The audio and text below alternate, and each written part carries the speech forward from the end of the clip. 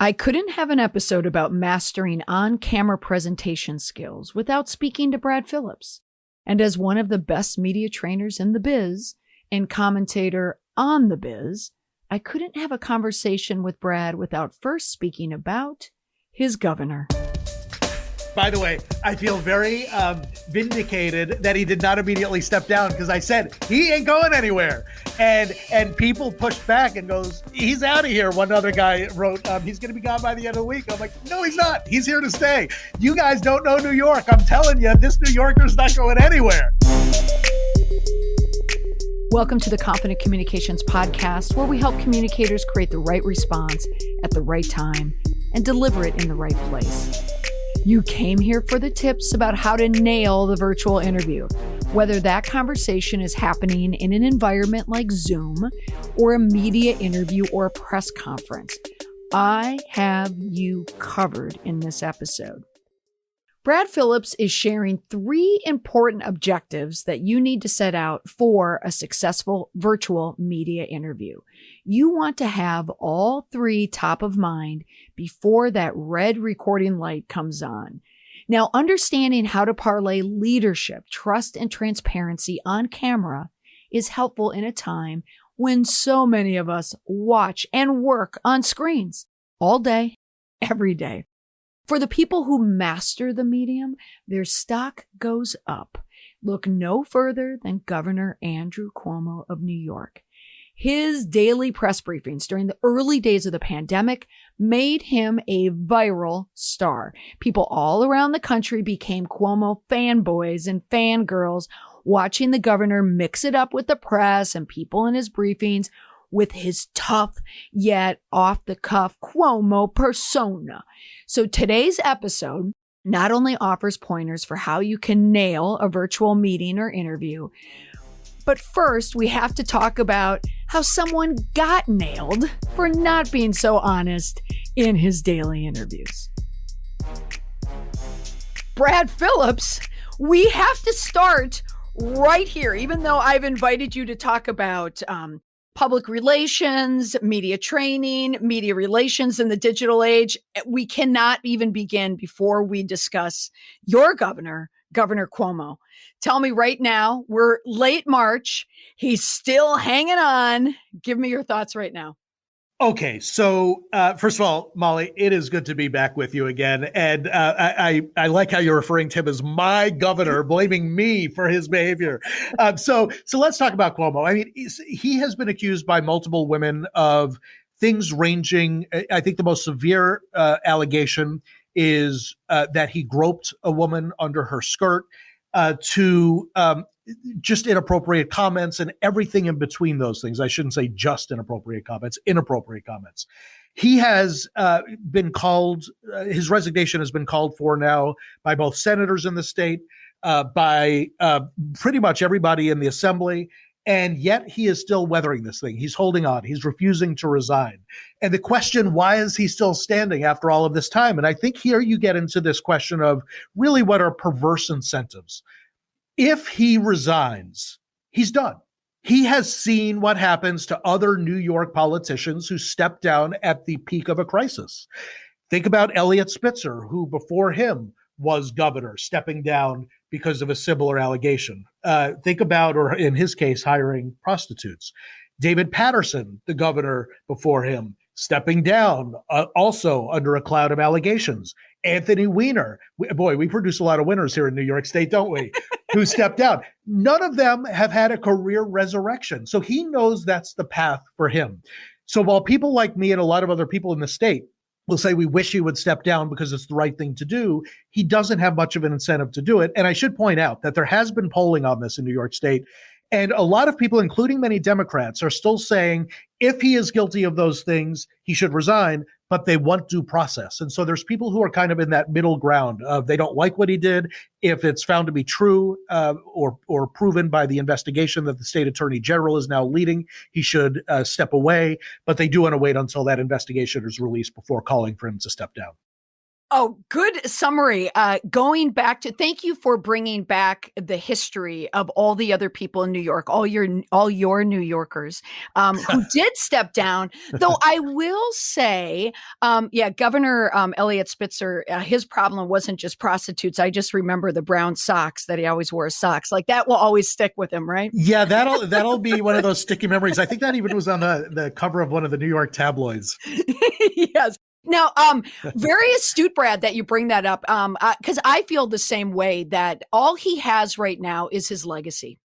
Stepping down, once I feel that he knows once he steps down, he's going into the era of the Anthony Wieners and the Elliot Spitzers. What are they going to do?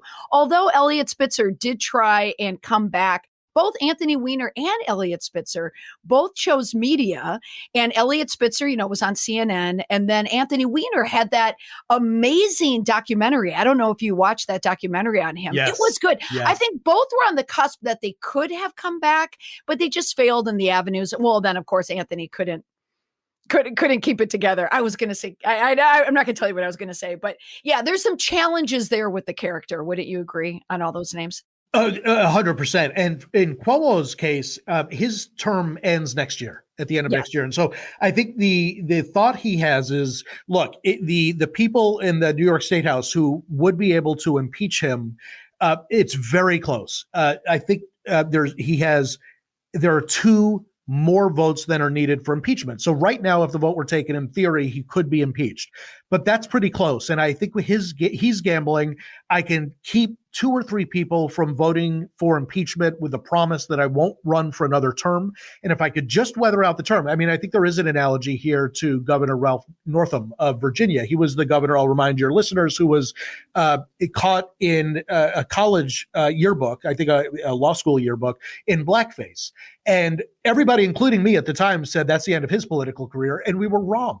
It turned out that he kind of established this new template. I think President Trump also established a similar template of just fighting and saying, I'm not going anywhere, make me. And in their cases, nobody made them. And so I think Cuomo is assuming or hoping that he'll be able to do the same thing. And that's what's driving his crisis response. Yeah. And the Northam, I spent a lot of time on the Northam case as well. It was in his medical school book, but close. I mean, but it was from a ways back. And I received a lot of pushback, like you, people love pushing back a little when we tweet our opinions on what we think is going to happen. And you and I think we're lockstep on what we thought about Cuomo, that this guy, he ain't going anywhere. He's going to ride that Cuomo name as far as he possibly can. The difference with Northam, though, is because a lot of people brought up Northam to me. One, I do think it was a different time. Northam happened at the front end of the cancel culture. And also, he did a formula that is straight out of a playbook, and that's why I've used him in a number of my talks and my workshops. Is he came out right away and admitted it. He took accountability for it. Cuomo did not, and I think it was that act of accountability. And he did a video, if you remember, it was during Super Bowl weekend. He did a Friday afternoon video interview that he dropped, and he just slid it into Super Bowl weekend. And I think it was just a magic hour for him that he was able to skirt by. And then he just kept his head down and kept working. I don't know if it happened again, if he would get by. I think part of it was timing. Yeah. Well, I think timing also, because yes, he was accountable, but he was accountable for something he did 30 years earlier. Yes. Whereas Cuomo couldn't have been accountable in saying that woman who says that I harassed her last year, there's no ducking that. If it was 30 years ago, I do wonder if he would have had a different response and if it would have been seen differently. And one of the really interesting things in the polling, the question of why are even some Democrats continuing to support him? And I say that because Democrats have been the ones who really have been prosecuting the Me Too movement and making sure that there's accountability, including our own Senator, Kirsten Gillibrand, being one of the loudest voices insisting that Al Franken resign from the Senate, a fellow Democrat. So Democrats really have been in many ways on the forefront of this. But, there are people, and this is showing up in polling as well, who are differentiating, who are saying, look, Harvey Weinstein, for example, was accused credibly of rape. This is not that. This is unwanted attention. And there are some people who say it makes no difference. Sexual harassment is sexual harassment, period, end of story. And there's others who are drawing distinctions between different acts and different behaviors, at the very least of suggesting that due process is warranted in this case, if not necessarily ones that have even more serious allegations like rape. So I think you're seeing all of that stuff show up, and that's why I think he's not in a hurry to go anywhere.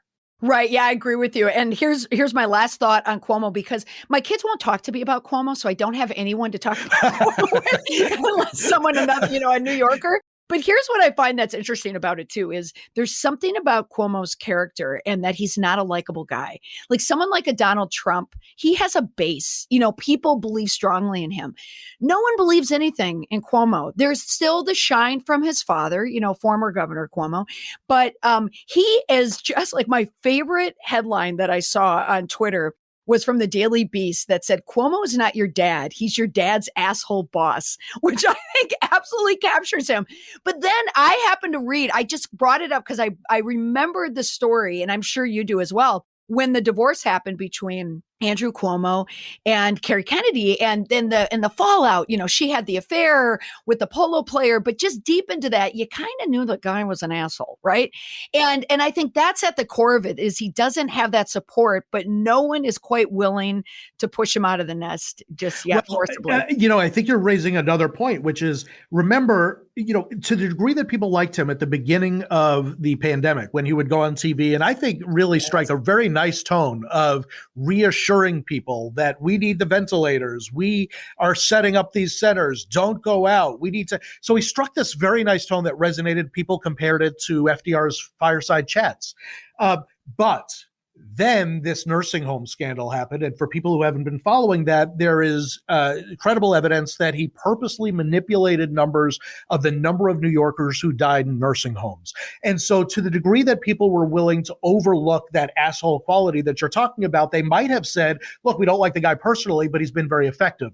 The moment that scandal came out, they realized he wasn't nearly as effective. He talked a good game in these press conferences, but behind the scenes, he was manipulating the numbers. Suddenly his brand equity has dropped in two different areas, on the personal and professional qualities. And that's why I think there really is probably no way of coming back from that. The question of whether he lasts to the end of his term might be an open question. But beyond that, I think it is very questionable. Yeah, I agree with you as well. Well, like Governor Andrew Cuomo, I am fighting and screaming and from walking away from this conversation, because I could talk about Cuomo with you for hours. But here's the perfect point, that the linchpin that you brought up is his Emmy Award. So back in November, he was given an award in recognition for his leadership during the COVID-19 pandemic and his masterful use of television to inform and calm people around the world. I know I was impressed when I was watching it, because what he was doing, these were the acts straight out of, my playbook, is he was on video. It was being shared on social. He was using multimedia. He was charismatic. He was being a Cuomo. You saw the touches of his father, Mario, there. He was mastering it. And that's why the Emmy, that's why he was given the Emmy on it, which they probably now regret. But he knew how to master the interview, the presser. And that's the reason why I brought you on the podcast today, because I think you are a master in educating people, how to master this medium. So I wanted to talk to you about some of the things that Cuomo did, right? Like, I'm sure that you share on with your clients that help them with, as you said, their brand equity there, and how they can, build their reputation and enhance it. So, Brad, I wanted you to share some of the thoughts that you have and the strategies that you have with your training. I know you do. You and I were talking before the podcast that your business is stronger than ever. Why do you think that is, that people are coming to people like you and me for this training? Why is it important?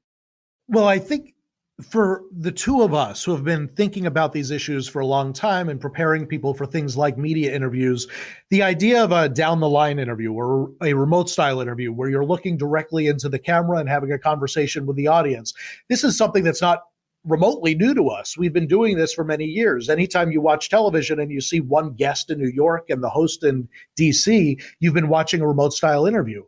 But this is new to most people. And I'm going to generalize a little bit here, which is to say that I generally find that the younger people are, the more comfortable they are with this. Why? Because they've grown up with a camera in their laptop. They're the digital natives in this format. So looking into a lens and talking to somebody else is far from unique. But I think a lot of people understandably struggle with it, trying to animate a lens, and they really have to rely on the muscle memory that they've learned from in-person communications and bring those skills to a Zoom box, oftentimes where they can't even see their audience. They're listening, but they're not visible on camera. So you might be at a keynote speaker at a conference speaking to 2,000 people, none of whom you can see. But you still have to be engaged and energetic and passionate, not let the medium itself influence. But, Molly, I think in many ways, ultimately, if you think about the ways that people have communicated, whether it's in person, whether through a reporter for a newspaper article or on the radio or for a podcast or now in these remote style, all of these different forms of media have their own conventions that people need to learn in order to succeed in them. And so I think in many ways, this is really nothing different. It's just learning a new media and learning what the conventions are so you're able to thrive when communicating through them. So how you look at communicating now, who is coming to you as a customer? Is it someone who wants media training, as in news media training, or just having a persona on camera, whether it's for meetings or whether it's a press conference? What is the need right now in March of 2021? Has that shifted at all since you've started your business? Yeah, it's some combination of both, but more on the second half of what you said than the first. And the other thing people are doing, in addition to their conferences suddenly going virtual and needing to learn how to communicate, because, if you flash back maybe 6 months, maybe 9 months, people were thinking, for this year, we're going to have to move virtually, but that's it. Then we'll get back. The pandemic will end. We'll go back. And I think what people have realized is, yes, we're going to start opening back up. People are going to start gathering at workplaces and conferences again, but this doesn't go away. The remote part of this is now a permanent part of our culture, our businesses, and the way we communicate to each other. And I think in many ways, that's a really good thing. You think about the person who, because of family needs, disability, equity, financial, other issues, are unable to travel somewhere, who now suddenly, when there's that conference happening in Bangladesh or in London or in New York, they don't have to get on a plane and take a week off of their calendar in order to attend and even network. They can participate from where they sit, and then they could go back to parenting. Or if they have a physical reason why they're unable to travel, they can still participate. So I think there's really useful and good things in there. So these skills don't go away. And so to answer your direct question, what are we seeing in March 2021? It's people who have recognized that this was not just a blip during a pandemic. This is the new permanent way of being. So they're preparing for that, and also understanding that direct-to-camera video connection, where they are speaking with their stakeholders in this way, is something they better get good at, because their competitors are getting better at it. And so suddenly there's a recognition, as other people have adjusted to the format well, that they better too, or they're going to be seen as people who are left behind. Oh, absolutely, Brad. And that came up in a conversation yesterday. I presented yesterday. I was supposed to be in Austin, Texas speaking, and it would have been lovely to be in Austin, Texas. But instead I was presenting, and my son was standing outside my office with his soccer uniform on saying, "Are we going to soccer?" So I'm like, I got to get my ride. And that was the benefit, that I could end and do that. But you bring up such an important point. I don't think it's going away either. And even though some of our conferences are going to be back online, in my mind and what I feel for myself and for clients and other people, my listeners, I think the hybrid model is here to stay, because people have found how easy it is. So having said that, now we've established the importance of it. Brad, I wanted you to share your 3 top insights or tips for someone listening now who's buying into, well, yes, I think I have to master the video interview, capturing myself on video. And I wanted you to provide me with 3 tips or tactics that you are sharing with your clients, your students who come to you for training, that you feel are relevant or helpful in the environment that we're in. So tell me, what's your number 1 on the list? Well, what I think about is one of those evergreen topics that has always been thus, but in the age of social media, it almost feels silly to talk about in the age of social media. We've been living with it so long. It's almost like at this point saying in the age of oxygen. Yeah. But I mean, just thinking about it, and sorry to date probably both of us equally here, but I've been doing this media relations and training for 20 years. And Facebook didn't exist. Social media really didn't exist. There was no Twitter. There was no video sharing platform like YouTube. There was certainly no Clubhouse and no live streams and no podcasts. These are all things that are new. And so I think certainly the first thing on the list is an evergreen. It has always been thus. The need for speed, as they said back in Top Gun, has always been true, but magnified probably by a factor of 10. And, not only just the fact that news cycles themselves have accelerated, I think that ground has been talked about now for a couple of decades.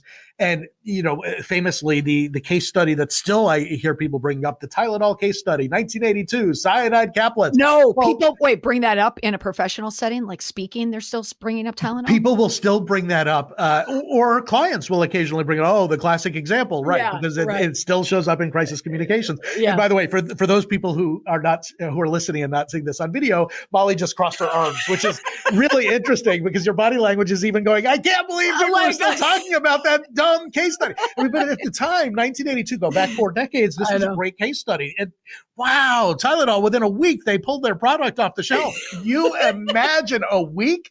And I think so, the expectation that people start communicating very quickly, including often through video, is obvious.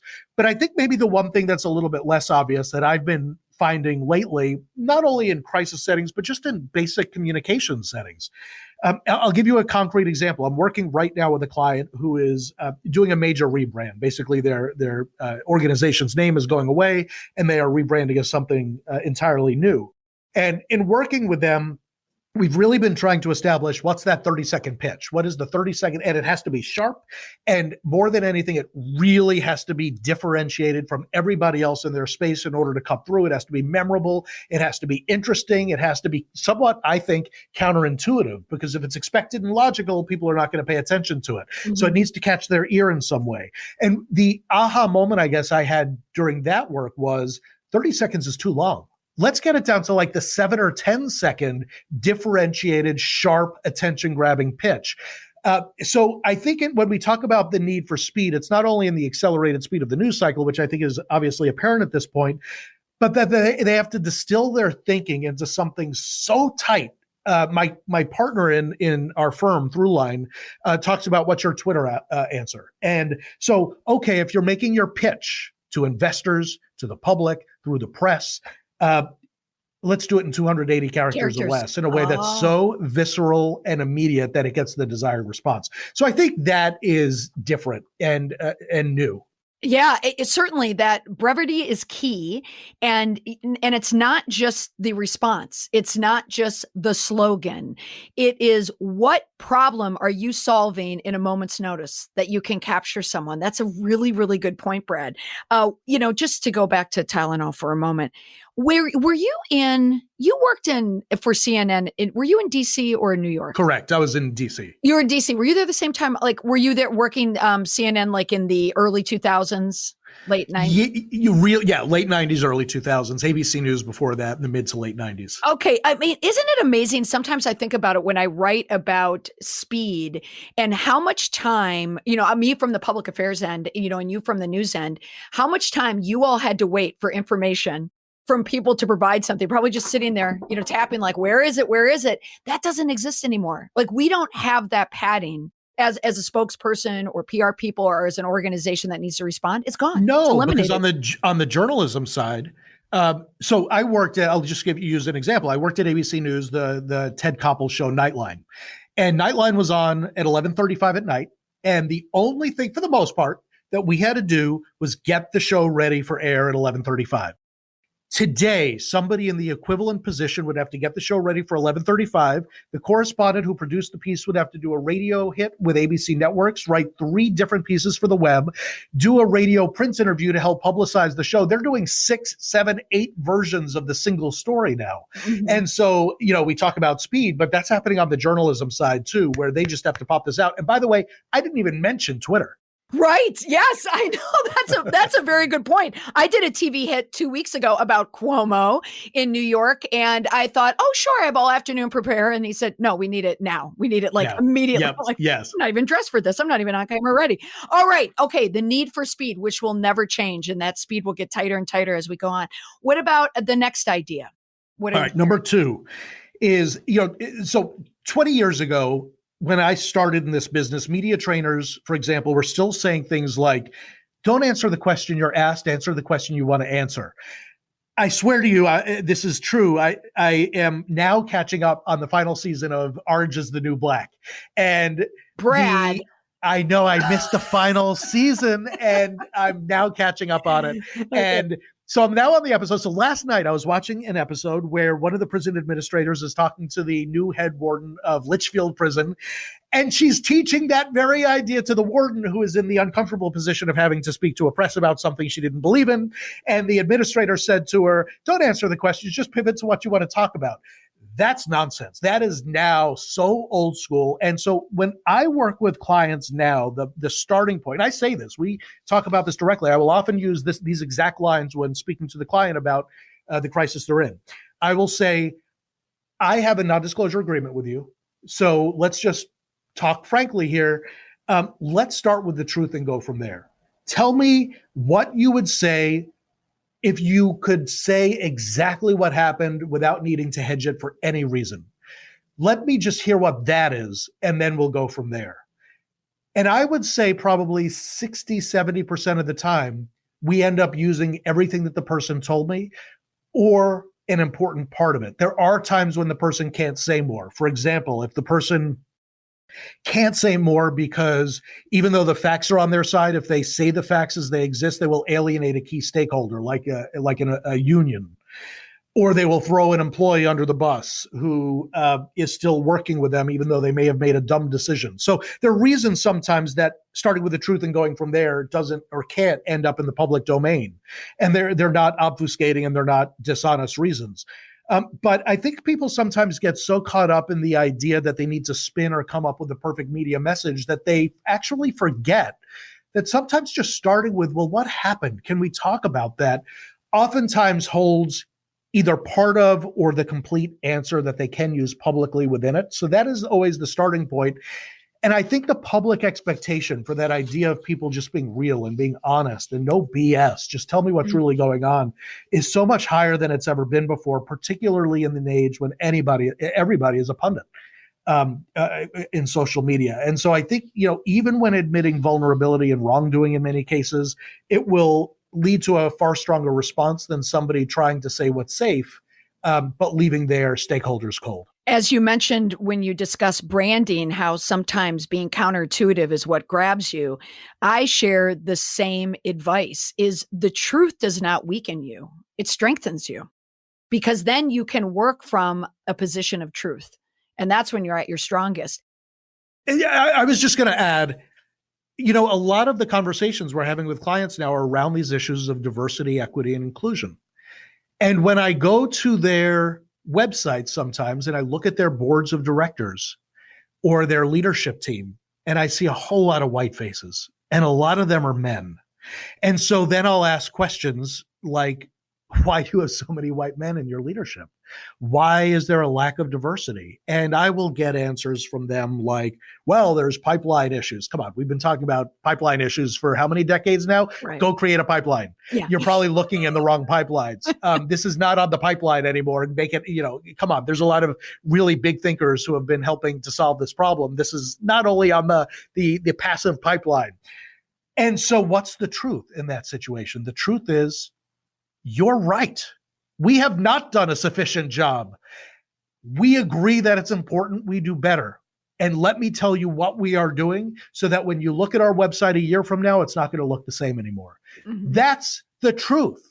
And so let's start saying these things and admitting imperfection and failures with a commitment that you then, of course, have to follow up on for what you're going to do to correct those wrongs. Brad, were you sitting in my session yesterday? Because this is what came up in the conversation about what do you do when your board is a bunch of old white balding males, and you're coming out of 2020 into 2021 and 2021 on your website, it's still the same older balding white males, on your board. And the answer is the truth. And it's not just that you're trying to create a new pipeline.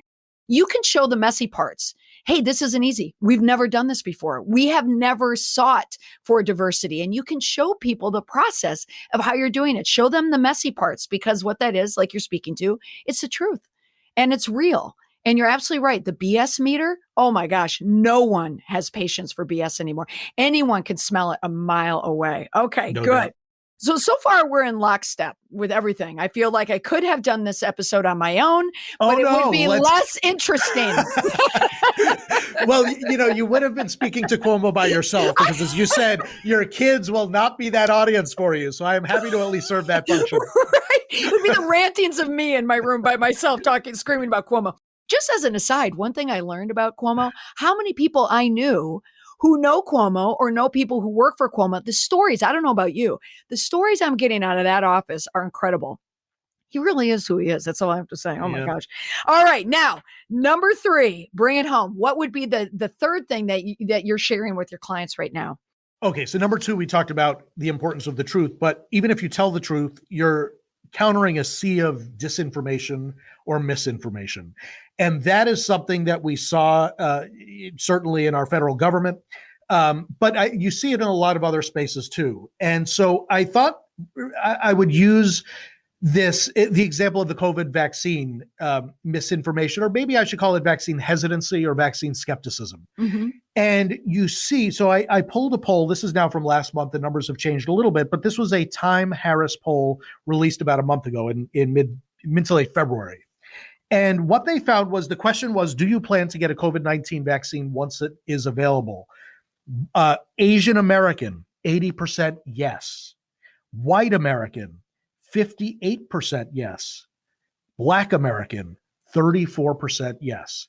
Now, obviously, there are historical reasons why there is earned reluctance and hesitancy for vaccines.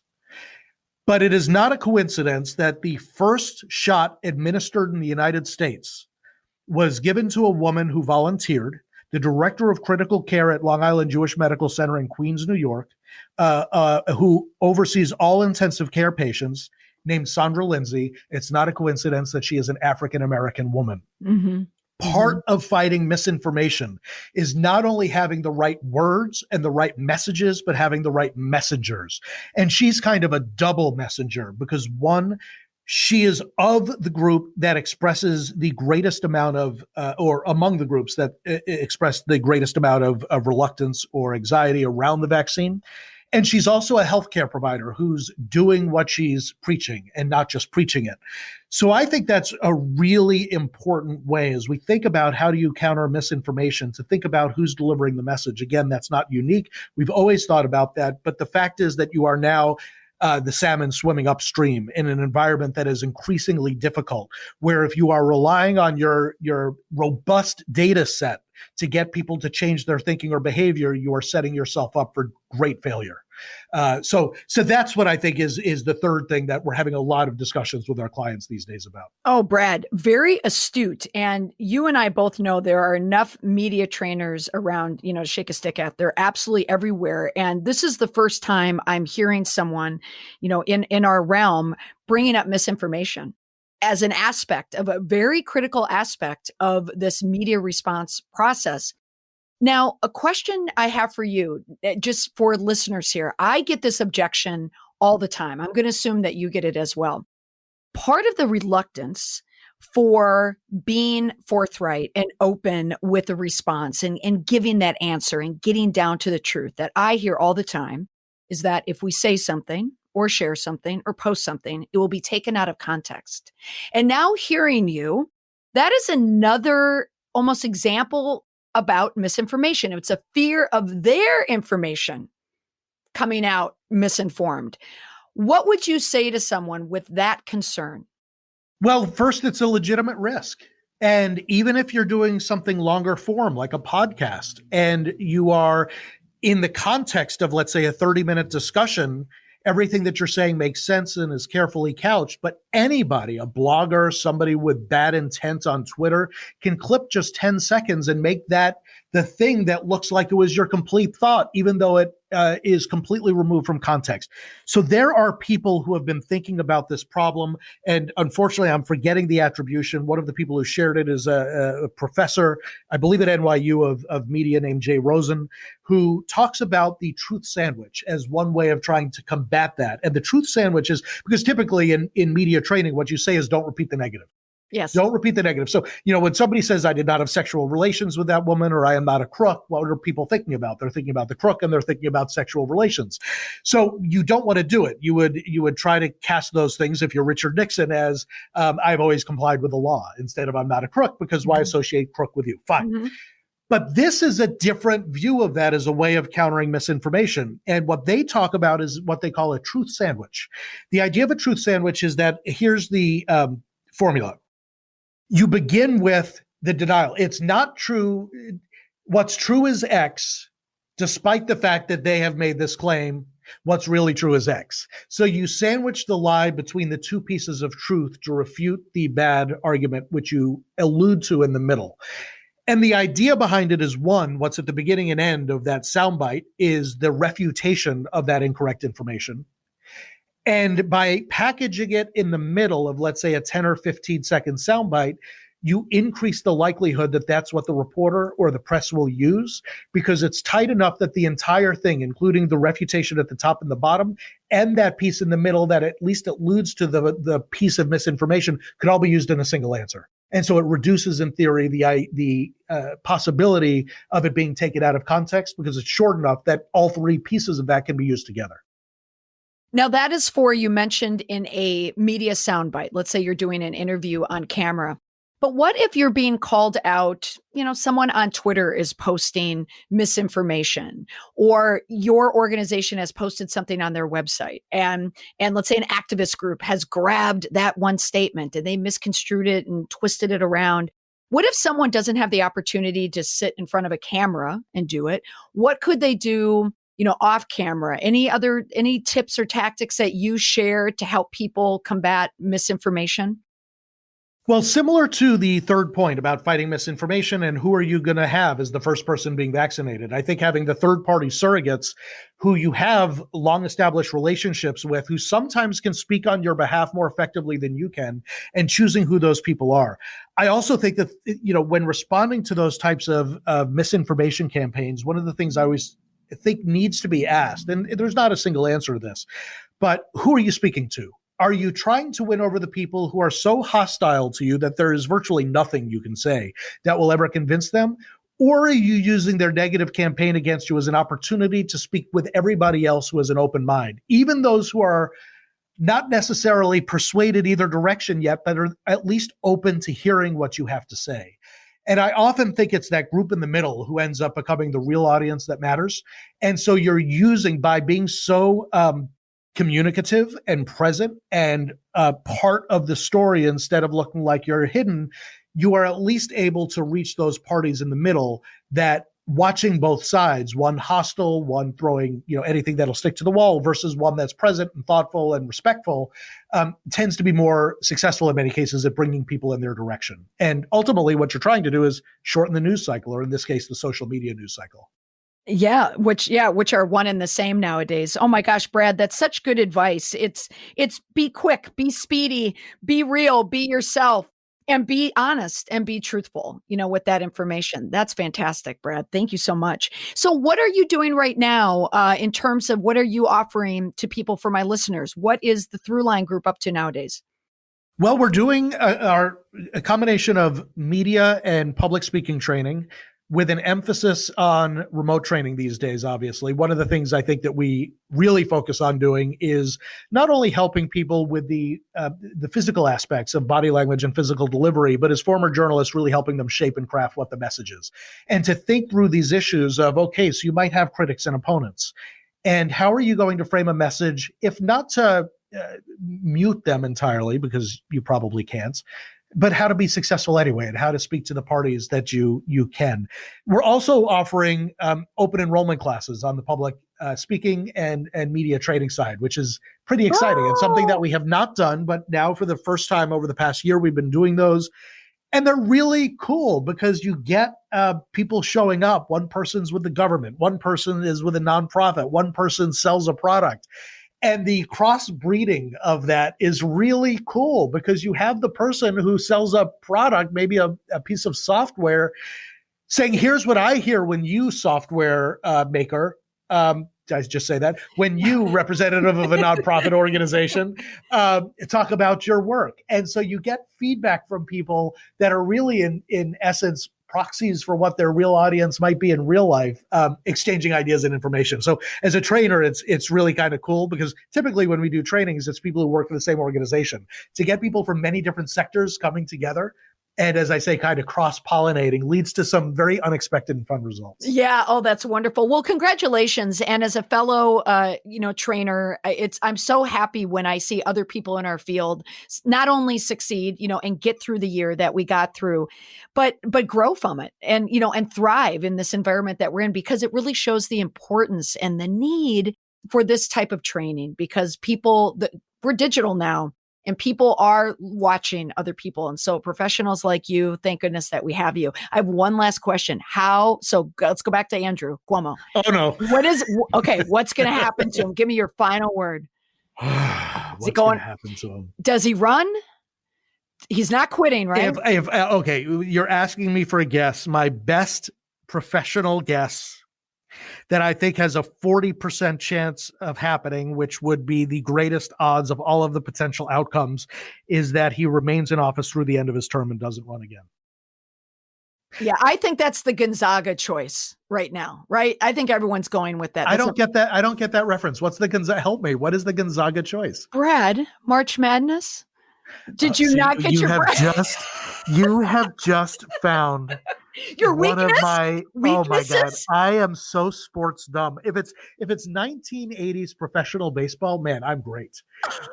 Outside of that, Molly, I you know what I do at night? I read my histories of US and world history. These are the things I am excited about. I am so dumb when it comes to sports. So, anyway, that's all over Twitter. I got through 40 minutes of this without revealing my dumb spots, but you've just found one. Okay, Smarty Pants. Who won the 87 World Series?